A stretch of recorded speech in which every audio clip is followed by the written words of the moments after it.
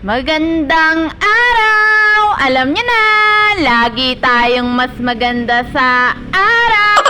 Woo! Nagmaganda na naman sa filter itong babaeng ito.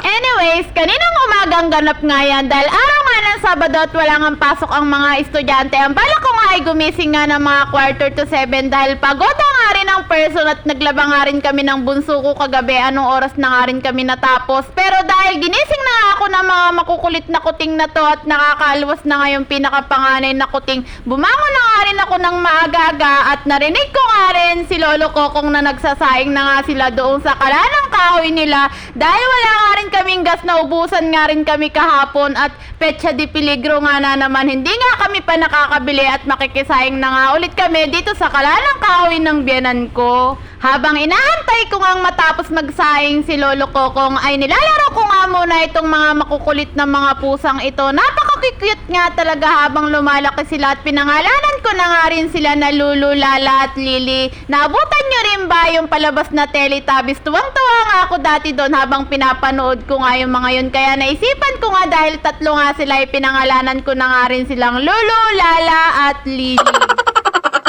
Sa totoo lang, kahit napapagastos na nga ako dito sa mga junakis kong pusa at lalo pa nga rin silang dumadami, napakasaya ko pa rin at napamahal na nga rin ako talaga sa kanila at stress reliever ko na nga rin sila. Anyways, dahil tapos na nga magsaing yung mga biyanan ko, nakisala na nga rin ako ng sinaing dito sa kalanang kahoy nga nila at isinabaw ko na nga rin yung kalahating kilong binili ko ng kamote kagabi bago ako umuwi at yung natirang saba na binili ko rin nung nakaraan at yung okra na hindi ko na nga rin napakita sa inyo. O diba, tipid hack. Maluluto na nga rin yan kasabay ng sinaing. Habang nagsasaing naman ako dahil lumalabas na nga si Haring Araw, inilabas ko na nga rin yung ibang sinampay ko doon sa terrace ng biyanan ko dahil paggabi nga ako naglalabay, doon nga kami nakikisampay dahil maluwang-luwang nga ang terrace ng biyanan ko. Pagkatapos naman ay nagwalis na nga rin ako dito sa labas at tinabasan ko na nga rin yung malagong halaman dito sa harap namin dahil natatakpan na nga yung daan ng tubig dito kaya kapag nagwawalis nga ako ay tinataas ko na nga lang siya kaya hinarap ko na nga itong tabasin para naman kako malinis-linis na tignan yung kanal dito sa harap namin at sa susunod baka hindi ko na nga masikaso at mas maging busy pa nga ako sa susunod. Ang bunso ko nga babae ang naka-schedule sa pagwawalis sa umaga pag Sabado Linggo dahil wala nga pasok, in-schedule ko nga yan na gawain niya sa umaga dahil magtatapas nga rin ako ng mga halaman dito kaya ako na nga rin nagwalis at dahil pagod nga rin siya kagabi at anong oras na nga rin kami natapos sa paglalaba, hinayaan ko na nga rin muna siyang matulog at makapagpahinga at dahil nagbabalibol nga rin yung bunsong babae ko ay napapagod rin siya sa araw-araw sa pagpapractice nga nila. Tignan nyo naman, may umi-extrang driver na negro.